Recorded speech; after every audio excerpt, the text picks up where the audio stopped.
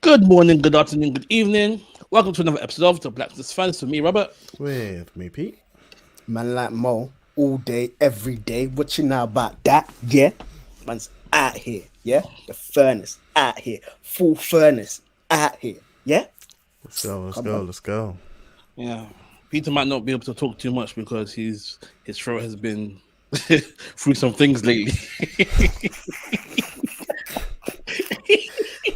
That leaves a lot to the imagination, boy. That leaves a lot to the imagination. I don't even know what to say. Man, like the throat goat. Oh, dear Lord. My tonsillitis. Tonsillitis, please. Tonsillitis, that's all. But what causes tonsillitis, Peter? Sorry? What are you doing to aggravate your tonsils? That's the real question. I don't know. I don't know how people get tonsillitis. All I know is I have tonsillitis. I feel like Robert's been waiting to get these. I know, right? No. I thought there was some compassion there. Nothing. It's unnecessary nonsense. Bro, why would you think? Why would you think compassion when you told us? His response be that must have been hard to swallow. And I was actually still in pain at the time.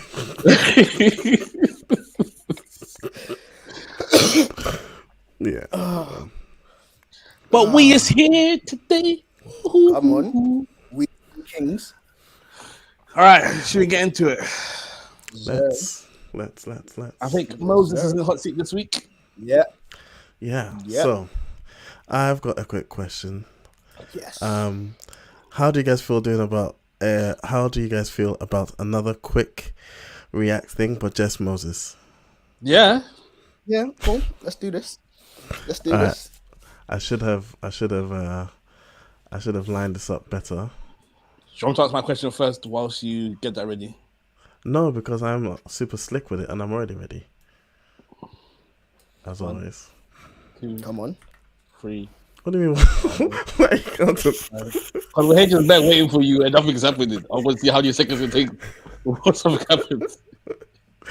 Yo, relax with that, man. Cool.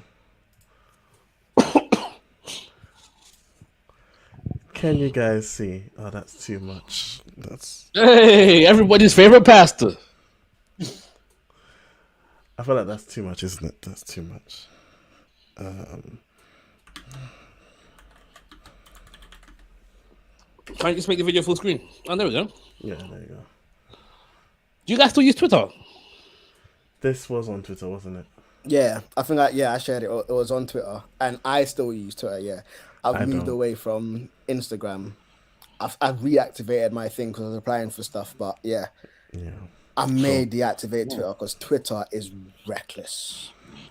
So I've got a twofold question.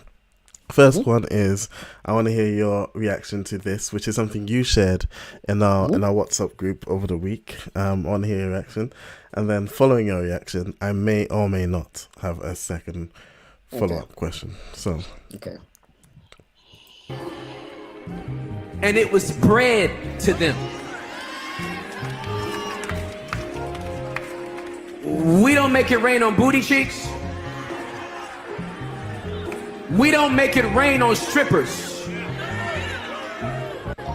We only reverence one stripper, and that's the one that took off glory to put on humanity and then get butt naked on a cross to die for both you and me.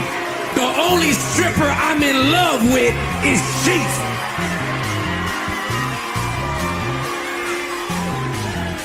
And he's the one that puts that bread in my pocket. That bread in my pocket from heaven. all right. That was beautiful. Well, your thoughts, please. I do really vibe with the statement you made in that it's being provocative. But the question is, to what end? Question. I feel like, yeah.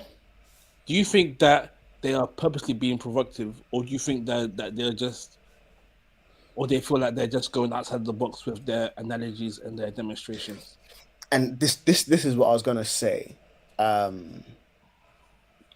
With analogies, with communication in general, there is a difference between having a conversation and communicating en masse.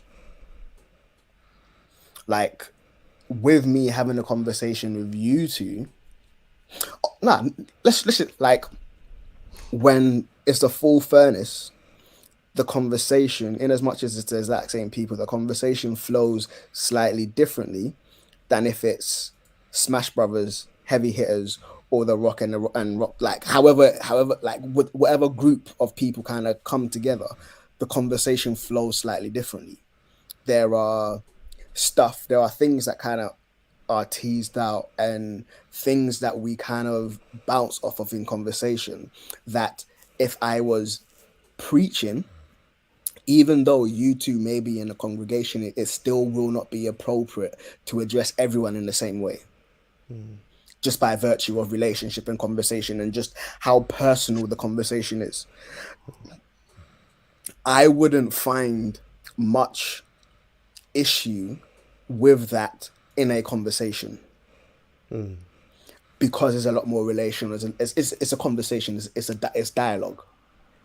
And so people can either like chip in, but when you're speaking en masse like that, and speaking about strippers and like making it rain and this and that, you, for the most part, are not aware of everyone's context, are not aware of how everyone is going to take that.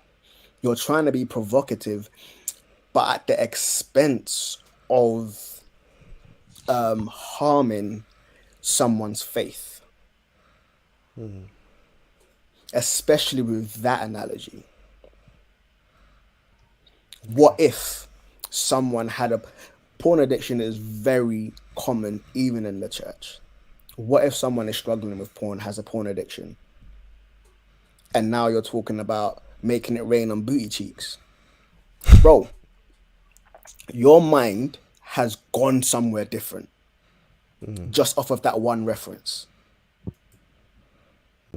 Like, it doesn't take much, and it's very much a case of Paul is like, yo, when you're speaking, let your words be edifying. Do not let anything distasteful kind of come out of your mouth. In a conversation, there is a lot more room to maneuver that. But in a public discourse, I feel like not that you should rein yourself in, but you should be mindful. You should be more mindful in what you say.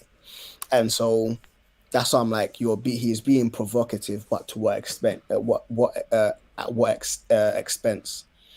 Because my thing is, as I said, I wouldn't find an issue with that if it was in conversation. He's got a podcast where he's talking, and most of the stuff that he's saying is along the same lines. But that's dialogue. That's dialogue. He's speaking to someone. But when you're speaking to a congregation, I feel like there's a different not requirement, but it's a different medium, different responsibility, considerations that you need to take. Yeah. So I was listening to Ruslan's channel, and he had a couple guys on, and they were talking about this, and he was like, so if I you know, as I said, I'm on the same page as you are here, but if that's the case, and there is not necessarily a line drawn with this analogy, what about this example? So he's like, what if I say, oh, no matter the kind of crap I give him, he just flushes it away. All of my crap. Jesus is my favorite toilet. Is that acceptable as well? Or is it? Yeah. Everyone uses the toilet, so it is. It's relatable. It is relatable. It is relatable. But I feel like, and this is almost where reverence. Yeah. My mind goes to reverence. Yeah. Because a toilet isn't something. And in an analogy, yes, like arguably the same function. But practically, a hard no is not the same function, and that's the issue with any analogy. It only works up to a certain degree. Some analogies are better than others, but you can poke holes in every analogy. Even biblical analogies, you can poke holes in it if you really want to. But my thing would really go back to reverence. Yeah. Like, yo, do you recognize that you're speaking about the Lord of Lords and the God of Gods and the Lord of Lords? Yeah. Do you recognize? Now it's like, yes, stripper, at least the stripper's a person, Imago Dei, made in the image of God, is redeemable. Like, Jesus died for this person, this and that. But a toilet. My thing with the stripper even was because it was also a play on words on stripping of divinity. So he being a stripper isn't the same. He's a stripper in the same sense. It's, oh no, these two words are the same, meaning very different things. He stripped off his divinity to die for us. This one strips off her clothes to make it rain. You know, make it rain on that booty cheeks. Yeah. I think reverence is the thing there, definitely. Yeah. And I've heard a similar song from a guy called Evangel. This is a very old song where he's like, I'm in love with a stripper. And when I first heard it, I was very new to Christianity, and I was just like, it just didn't sit right with me. I was like, I'd see what you're saying, but not too long ago, I was listening to T-Pain, Love with a Stripper. Like, too close. And later on, not saying that this was like a forecast or whatever, but Evangel went on to make a diss track against Lecrae. And I'm like, rah, are we in Christ? You're making diss tracks now, yeah? And this was after Church Clothes 1 came out. He didn't like it so much that he made a diss track against him. So I was just like, yeah, okay. There was something there. So for me, especially with the toilet one, I'm like, reverence. Yeah. Like, yo, respect the God you're talking about. Yeah. But I also know that reverence, different people take it to different levels. Like if you say, oh my God, you're using your Lord's name in vain. I'm just like, yo, chill out. Yeah. I'm using the lowercase g, not the top G.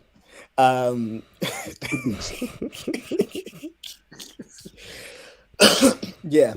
No, cool, so I know that reverence, it's reverence can be, it's a moving target based on perspective and blah blah blah. But toilet for me is crossing the line. I'm just like, I'm not on it. Yeah, I hear that. And I'm happy with that. I think that makes sense. Cool. My question, Moses, is based on a verse in the Bible where Jesus is like, depart from me, I never knew you. Jesus said that, right? So I've been thinking about that verse, right? So if you're a Christian and you live your life, you go to get judged, and Jesus said, I never knew you.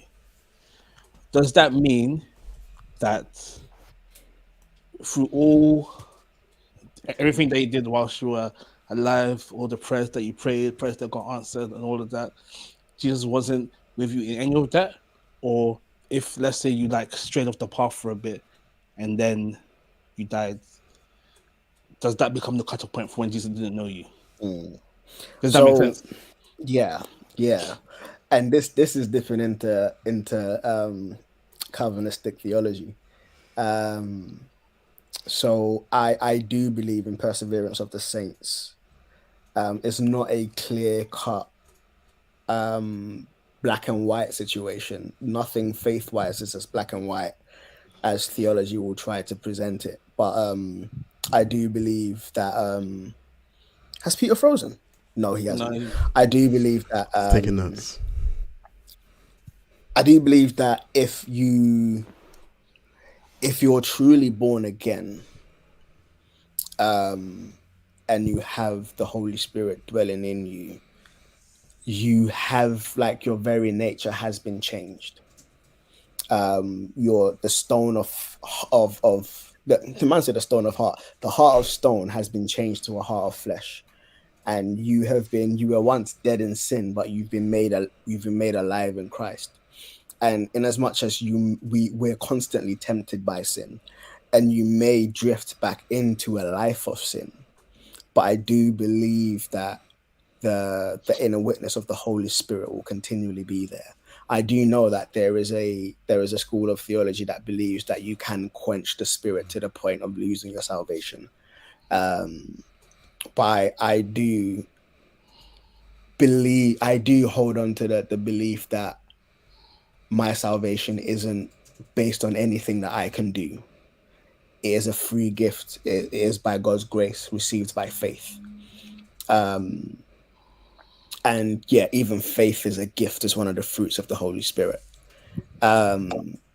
So I say all of that, and I'm not explaining it properly, but I say all of that to say, I believe that even if you backslide and you're living in a lifestyle of sin, if God's hand is upon you, there will be some sort of redemption. I don't know how that's going to play out, and it isn't necessarily a get out clause to say, all right, cool, yeah, I'm saved, I'm just going to go live my life of sin. I do believe if you have that perspective, then that reveals an unrepentant heart to be like, I've been given God's Spirit, so now I can go live a life of sin and I'll still go to heaven. Because, like, by nature of you being given God's Spirit, your very taste buds have been changed and are being changed, and so sin won't taste the same for you anymore. There will be conviction. There will be things you don't want to do. So if you die in sin, if you were a Christian, I believe that there will be some sort of repentance or whatever, or something that God would do. But in terms of the statement of "I never knew you," I believe that speaks more directly to those who displayed who had an outward appearance of faith without the inward conviction of who Jesus is.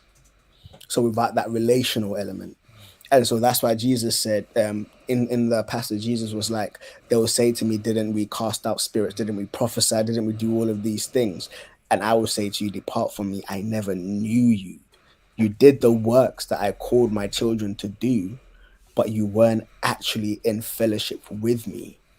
To be known by God is to have communion with him, is to be indwelt by his Spirit. And this also shows how God will be willing to move on behalf of his people, even through unbelievers. He is willing to turn up and to show himself strong, even through the lips of unbelievers. We have seen him show up even through a donkey. But you don't want to be that donkey. Mm-hmm. Just because God can use a donkey doesn't mean go make yourself a donkey. No, he's made you in his image.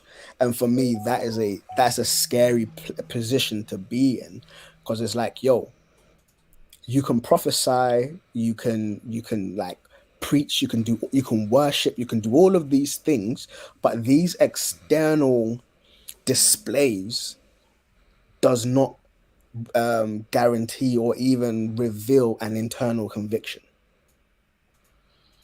It shows more of God's willingness to reach people rather than your submission to him.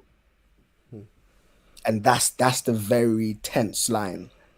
There was a time when I was in uni, man like Ayo, if he's listening, shout out man like Ayo. We had seen this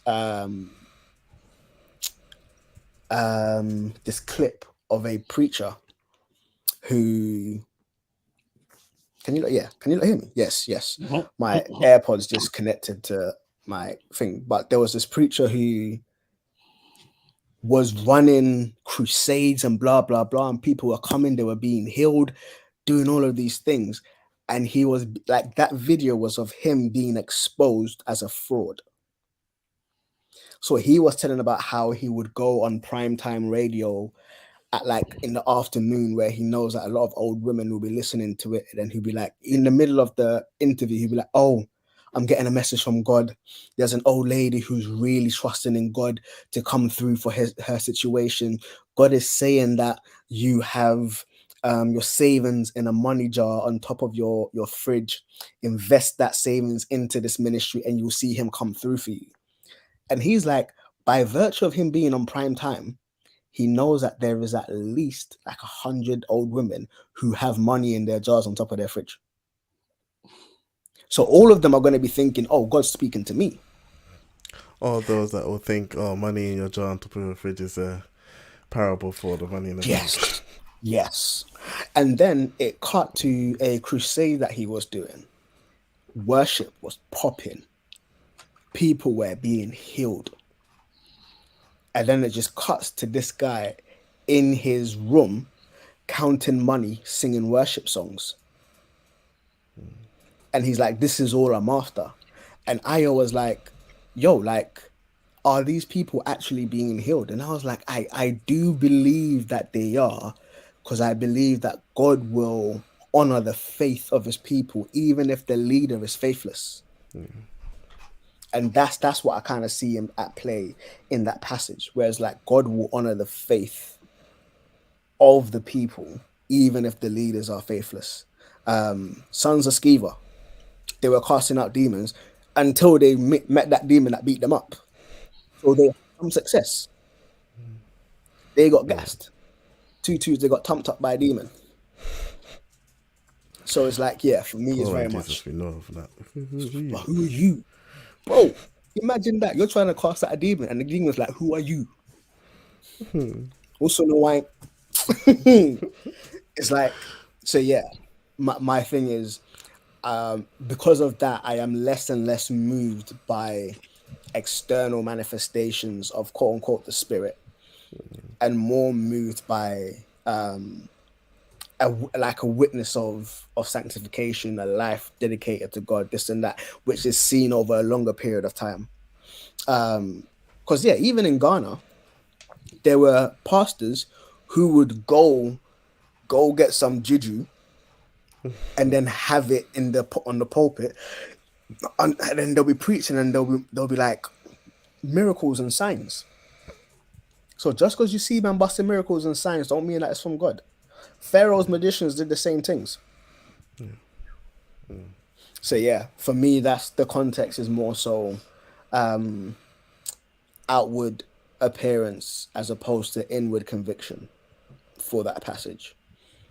So okay. Yeah, if your conviction is there, even if you died backslidden, that conviction is still there. But you could be doing all the manifestations of the spirit and die and still be like, yo, I never knew you. Yeah. I never knew who you were. Did you know me? No, you didn't. Ooh. Yeah. Cool, I'm happy with that.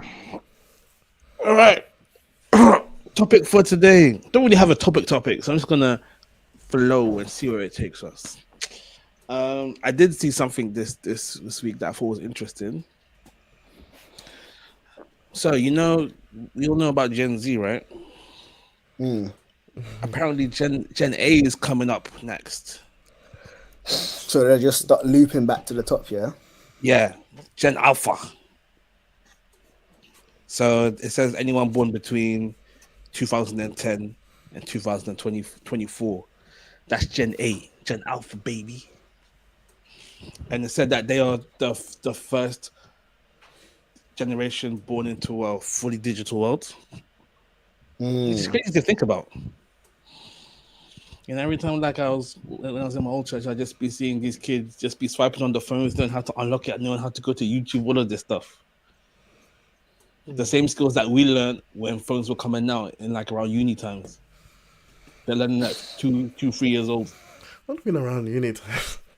No, and what I mean is that the technology only came out around that time.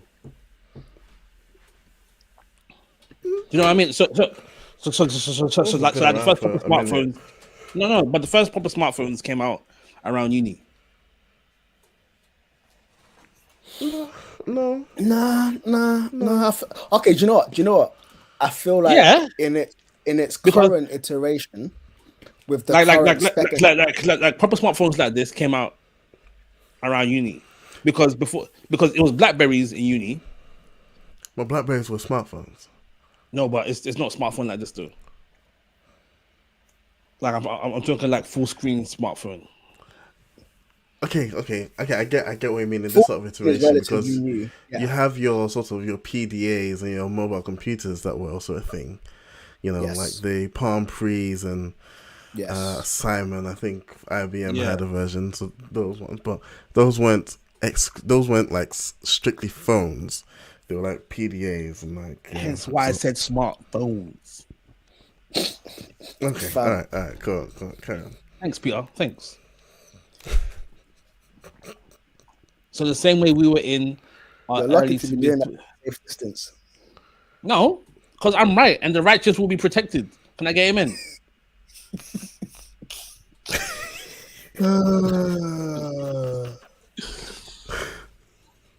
Anyway, these kids are learning to do a 2 or 3 what we were learning in our 20s, because the technology was not there for us to learn about it before that. You happy with that, Peter? It's not entirely true. This is the problem. It's not true. No, How's it not true? because like a lot of the stuff that smartphones allow us to do, we were doing. Like I was doing not in my 20s. I was doing it in Ghana. What are you talking about? I was doing it in like 16, 17. You know, we didn't have access to. We're the- using your the- phone to go on YouTube in Ghana. Kind of. It was very, very slow. But yeah, it wasn't YouTube. No, it wasn't YouTube, but it was super slow. CDMA stuff. Yeah. No, I said YouTube. That's not Peter, ask the question I'm asking. You know, YouTube didn't exist. man's going so all no. around. Man's going all around the block. When the question is what the question is. YouTube didn't exist, so no. Bruv, this guy will do anything he can not to ask the question that's been I asked. said no. No, you didn't. I You said didn't. no. I said YouTube didn't exist, so no. Okay. Anyway, so the new generation's coming up. Yeah. They're born with technology in their hands. AI is on the come up. Technology is being more and more integrated into the world at a rate that is maybe a bit too fast for us to keep up with. At this point, the aliens, not the aliens, the robots will probably take over us in the next 30, 40 years, the way things are going. So yeah, how do we keep our faith in a world where technology seems to be able to do so much more with every passing day? I mean, technology is writing sermons right now, boy. Yeah, and winning art And competitions. prayers. Yeah. I think I saw in America they've opened a fully automated McDonald's. So there's no staff, it's just machines. That's I think- interesting. I think Wait, hold on.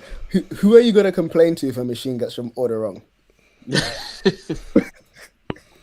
think I've watched yeah. Elysium. Elysium, it's yes with is it Matt Damon? Yeah. So there was that exact same situation where Matt Damon was trying to explain to an AI, a machine, that he did something wrong, or he did an offense, but he had like a very, very good explanation for the offense.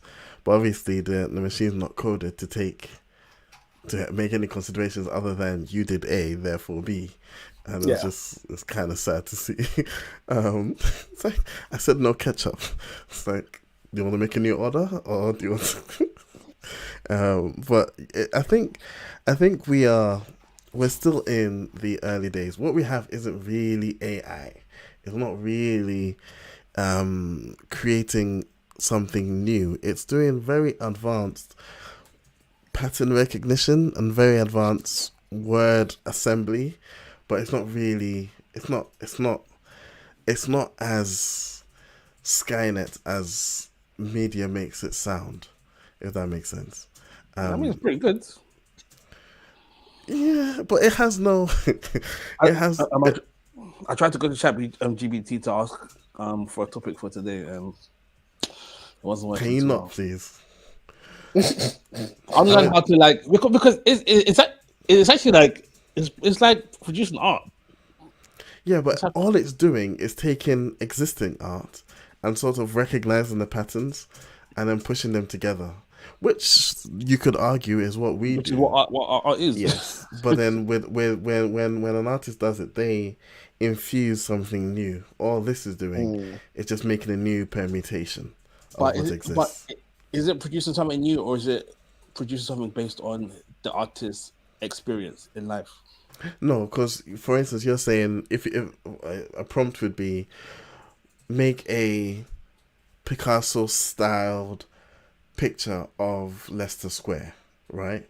And it's looking okay. Picasso is looking Leicester Square, and then it's looking at every. I mean, again, we're talking ridiculously large amounts of data, but it's looking at Picasso. Okay, this is how Picasso does his things. Leicester Square. Okay, this is what Leicester Square looks like. This is what Leicester Square would look like if I use this particular way of drawing that Picasso does, and then spits it out at you. Now it's happening fairly fast, and it's doing it over a super large amount of data, which again, both of those things are not necessarily things that we'd be able to do, but it's not necessarily creating something new. It's not AI in the way that we're saying AI. But how would that be different if you told the human to create Leicester Square in the Picasso style? Because you're still using the Picasso style and you're still using Leicester Square. Yeah. But then the difference with a human being is the imperfection, is it not being truly Picasso style because you've been exposed to however many. I mean, you could expose yourself to all of Picasso style. Fine. In your doing it, your muscle, your sinew, you are infusing an aspect of you in as much as you're trying to produce an impression of someone else. And that in and of itself creates a uniqueness that then means your Picasso style will be different from my Picasso style. Because, we're both doing impressions of something, but then are doing an impression. Same way you look at an impression of Jay Farrow doing an impression of someone versus, I don't know, some other impressionist doing an impression of someone. It ends up being, there's still an element of uniqueness because that individual becomes the vessel through which that's coming. But all this is doing is removing that. And arguably, and that's what is impressive about it. I'm not trying to trivialize it, but it is just taking what already exists. It's not. It's nothing new. The other problem is it has no relationship with the truth.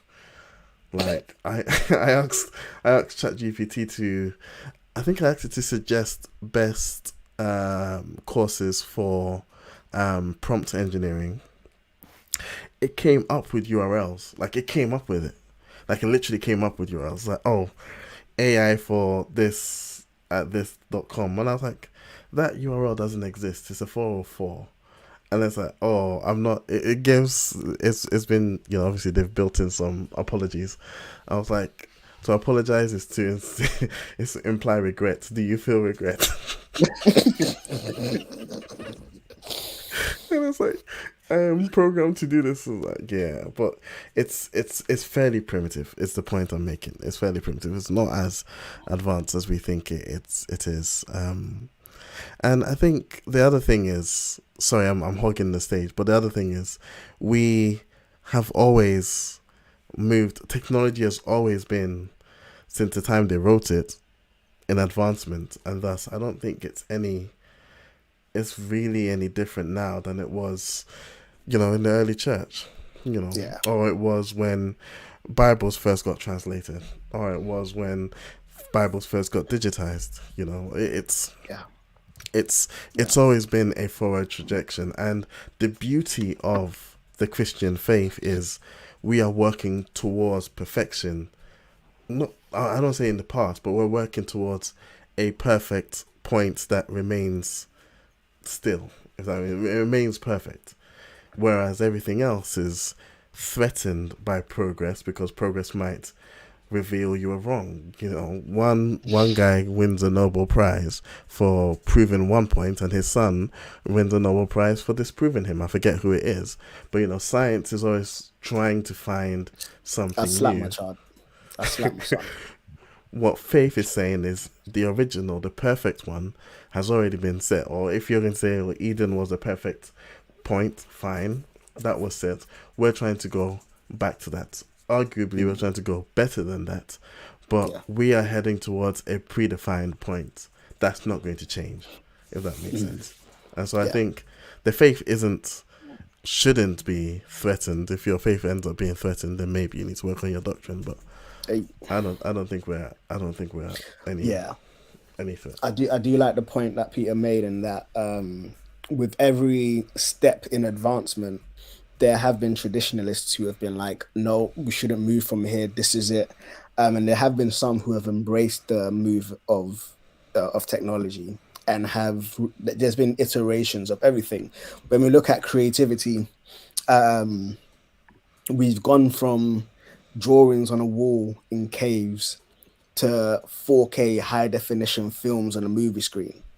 Like there's been that whole trajectory, and at every stage, I'm sure that there has been pushback. When people were painting and photography came, there was pushback. And then as photography is like advanced, there's been pushback.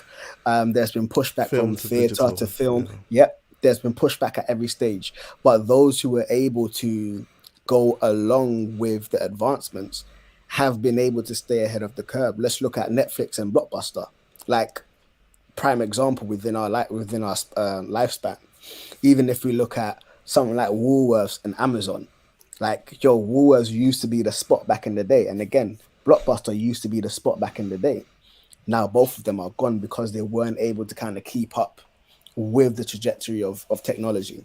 Now, I don't particularly feel like the church is going to die out because it's not keeping up with the trajectory of technology, because the church is a massive thing and there are pockets that are kind of keeping up and blah, blah, blah, this and that. Unfortunately, some churches who weren't able to transition to Zoom, for example, during lockdown, may not be in the exact same place and position.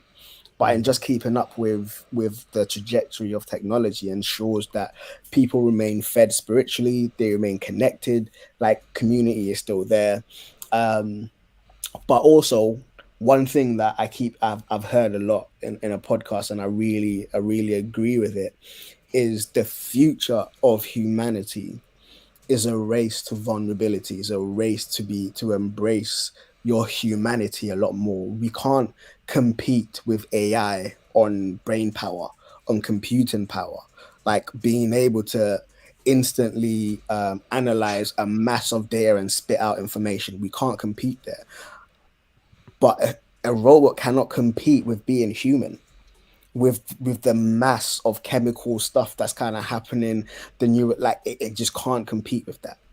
Now, and even emotionally, there you could argue that there could be like an algorithm that can mimic emotions and blah blah blah. But there are things like micro expressions and just the God made humanity. We are made in the image of God. No robot is going to be able to mimic that, regardless of how impressive the technology may become.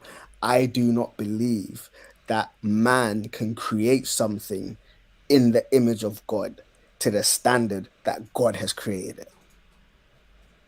And so if we embrace our humanity, I don't believe that we have anything to worry about eternally from AI. We may have to worry like on Earth if we get like a Terminator type situation, or iRobot or them things there. But eternally, I don't believe that. And I do believe it's a race to vulnerability, in that what actually makes us human, what the mirror neurons and the connectivity and empathy, like these things kind of will remain something that I don't believe AI will be able to replicate. How do you see yourself interacting with AI if in any way in the future? So, fam, I'll be using ChatGPT right now, boy. I'll be using ChatGPT, bro. I can't even lie to you. During this thing, man was on ChatGPT because I'm starting to integrate ChatGPT into the workflow. in terms of generating content and stuff. I'm not lying to you, bro. Yeah, I'm starting to integrate ChatGPT into it. I do recognize, especially creatively, there is a real shortcut that AI provides. Now with like copyright infringements and blah blah blah, I don't need to do a Google search for a picture. I can just throw a prompt into AI and it will generate something unique for me. I enjoy creating visuals, and so I don't do that. But I do recognize that writing copy is something that I don't particularly like, so I can just farm that out. But currently, it's still an experiment to see how it kind of works, how I can integrate it and stuff. But I am dipping into ChatGPT, particularly for business purposes. But I know them who are getting ChatGPT to write their dissertations for them. And it's such a risk because ChatGPT doesn't have any sense of, oh, I shouldn't take this from Wikipedia, or even try and provide like real sources. Like it can just create its own sources. It's kind of silly. So. Question: with dissertations, do people actually go and check the sources that you've put in your bibliography? They should. I think they're plagiarism stuff. But I don't think, because dissertations are like 15,000 words. A thesis, like a PhD thesis, is 60,000 words. I think a master's dissertation is 15. So yeah, and you would have about 4 pages of bibliography. So the average is for every 1,000 words, at least 5 references. And so 15,000, you do the math. Yeah, so it will be give or take about 60 or something. So yeah, that's pages worth of reference. I don't think they're going to do that for every student, for every thing. They just kind of slap it through the plagiarism thing and then they just read it. But also, if your teachers are on point, more than likely they would have come across some of these references as well. And so they will be familiar with it. If you're producing any work that's going to be, in an official document or anything, that's going to be seen and reviewed by others. Yeah. So you don't want to eventually get called out for lying. Bro. But by then it's too late. You would have made your millions already.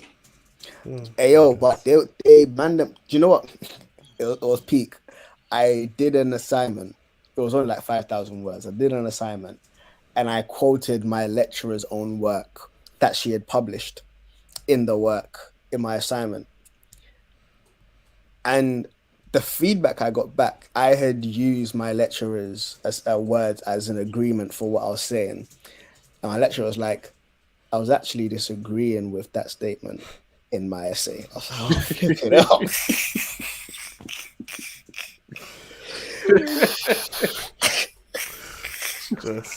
But it can be argued. Like, no, I wrote it.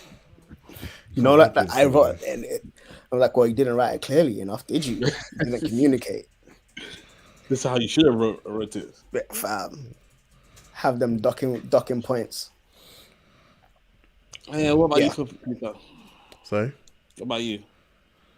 I think I'm quite particular about some of these things. So even something like I think they're called rhyming dictionaries or something like that. Where you can find rhymes. You can literally look up a word, find words wherever. I don't allow myself to use that when I'm writing poetry. Like I feel like it's cheating, and so I avoid that. So I can't use ChatGPT to generate anything of worth. I won't feel like it's me. I feel like it's I'm just, I guess, a purist like that. Where I have been using it is for like stuff like code suggestions and stuff, like, because a lot of coding is what's the best way to do this, and someone's found that out, and a lot of coding is Stack Overflow. So GPT just goes to look for Stack Overflow for me, as it were. But yeah, that's sort of just been how I think I really hesitate to like farm out anything truly creative or truly an expression of anything I want to express to AI, to sort of just an amalgamation of existing IP. I wouldn't be comfortable with presenting that as my own work. So yeah, I do use it. I'm not scared of it as some are. And it has some really good uses. It's very good at summarizing stuff, and providing summaries of, things that you actually can go and verify yourself. It's good at that. But I'm just not as impressed, I guess. How about you, Robert? Every now and again, I'll just have conversations with ChatGPT. You feeling lonely? No, I just use it as a thing to just like bounce off ideas that I'm having with myself. It's like having like a soundboard that has the whole internet to play with. And so I'll put something in and I'm like, oh, but what if I did this? And it'll give me something. Like, okay, but then what if I do this? It's quite entertaining. Do you know what, Gems one night for Banner, she was giving ChatGPT prompts to write poems and then reading to see like how good the poems would be and stuff. The poems are rubbish. Absolute nonsense. For now, yeah. No, that was how would you, you talk? I'll find it. How would you guys respond to someone who asserts that this whole AI move is in tandem with the mark of the beast? I'll say either they don't know their Bible, they don't know AI, or they're just trying to be maliciously misinforming. Because they're like, oh yeah, because they're gonna put the chip inside of you, and that you're gonna use that chip to buy stuff, and then the chip's gonna know everything that you're thinking, and then we're gonna be part man, part Android, part iOS, and then we're just gonna integrate with everything. Soon come, you're gonna have to go to the gym and scan your eyeballs and stuff, and then they're gonna know all your information. Did they use a phone?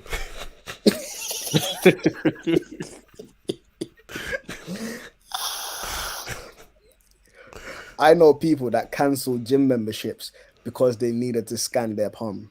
Yeah. I've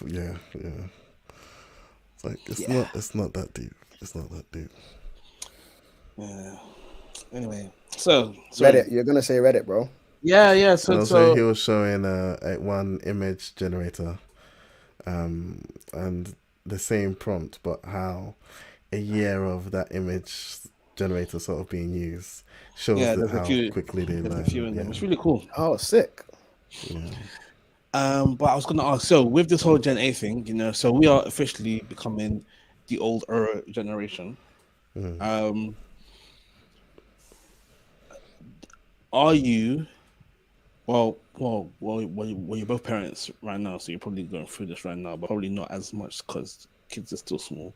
But do you think you're going to find it more and more difficult to relate and talk to the younger generation in the way that maybe the older generation had trouble relating to us because we're from a different generation from them?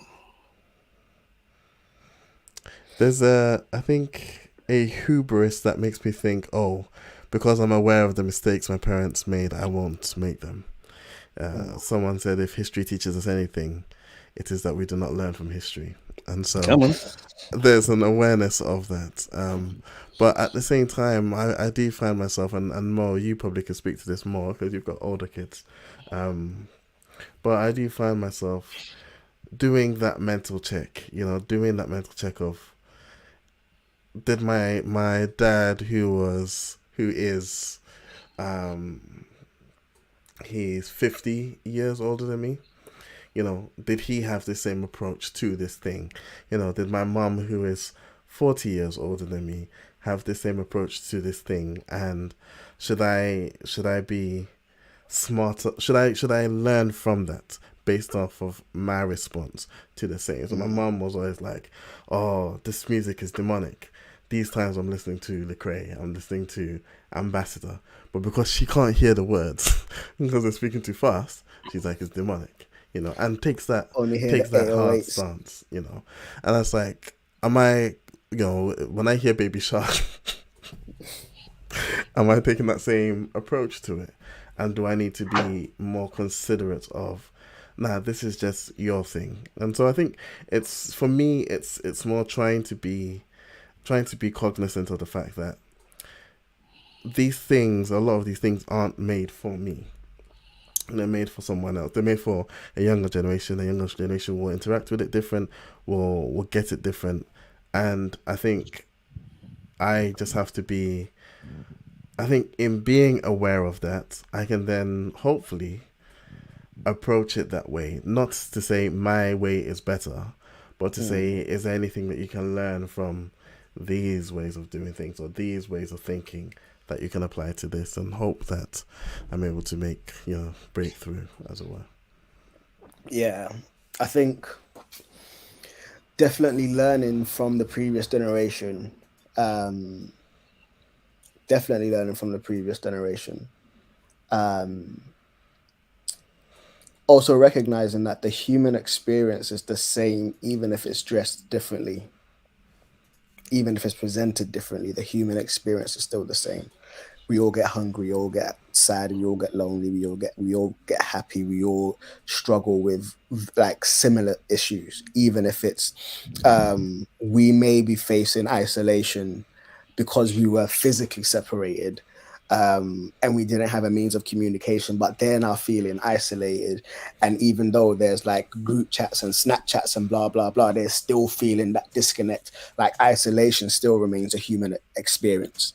And so the application of my solution may not be like immediately applicable to them within this presentation of the thing, but sometimes the lessons learned then almost provides like a foundation for them to build on. Khalil Gibran, the prophet, says with our kids, we're not trying to make them us. We're not trying to just like create clones of ourselves, but rather expend ourselves that they may go forward. And so almost using our experiences and our knowledge as a platform for them to build on. I feel like it definitely depends on the age at which your child is at. But for like my eldest, I do see my position more as an advisor, or transitioning into an advisor, where it's not so prescriptive, it's more so directional. Like, these are the options that I see. This is what you can do. I want you to trust in like how you're going to build it yourselves. But I'm here to like, and as my children, as a kid, I'm not going to say, nah, it would be a good idea not to touch the fire. No, don't touch the fire. Like, that's point blank. I'm going to be a bit more directive. But as they grow up, it transitions, the relationship transitions. And so, yeah, just allowing them to see my humanity, areas that I have like struggled with, blah, blah, blah, this and that, and allowing them to draw lessons and inferences that may be applicable to them. And I do feel like the key part to that, and it's definitely something that I am learning from the previous generations, both their successes and their failures, is establishing a wholesome relationship where my children feel comfortable to share stuff, and where I am comfortable sharing stuff from my life, and allowing that relationship to then be almost the soil from which they can then grow and they can build and they can kind of do their stuff.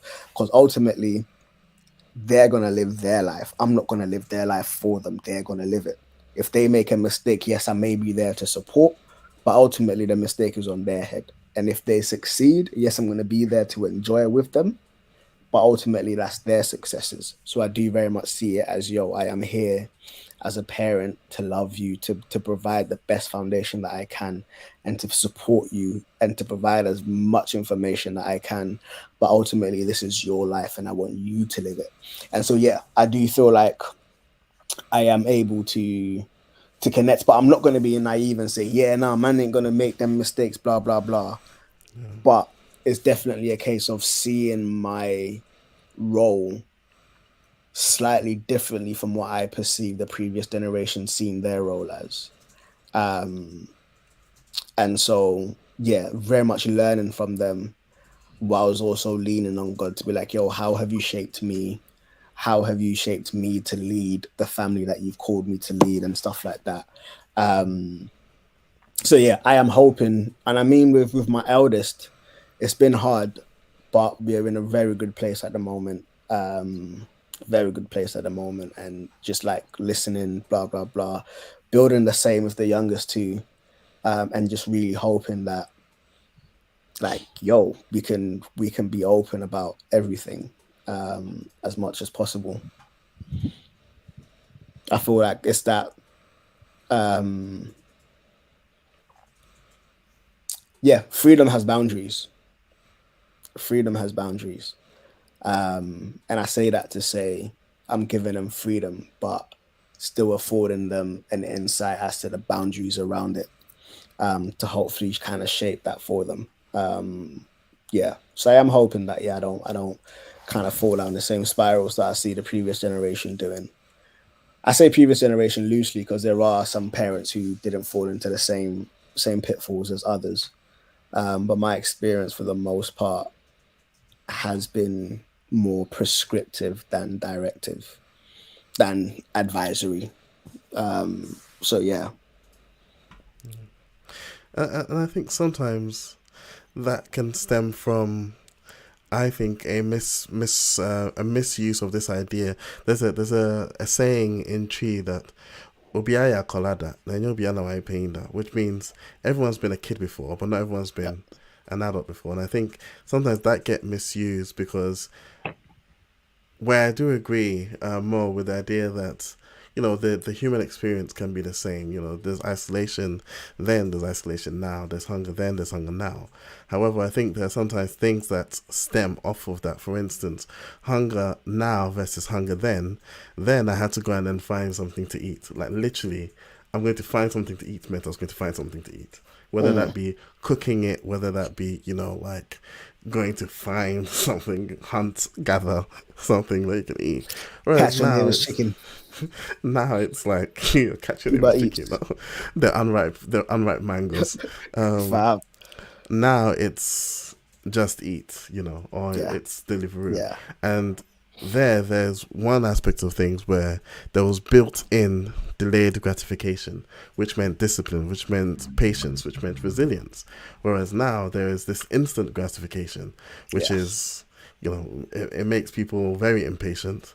They lack resilience, you know, they break down at the slightest hurdle, you know, and have no discipline. And so I think there's a danger that especially our parents made, I think, that comes from thinking that just because it's the same experiences, they were the same circumstances. They really aren't. And I think if we when we ignore that, we end up doing exactly what our parents, or some of our parents did.